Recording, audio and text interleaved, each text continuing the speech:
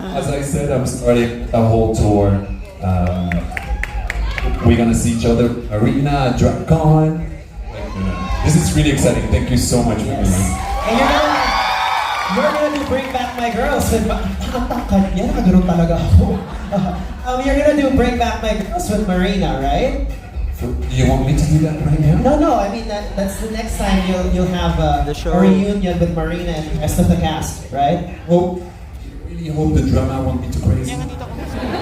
Some of the bitches are crazy.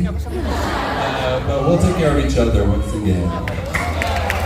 Alright, that is it for the rundown tonight. Si Kuya, si Dada, si LGD. Everybody say salamat Kuya! Salamat, Kuya! Yan, kayo gusto niyo magpa-colonize, no? Yan, yan.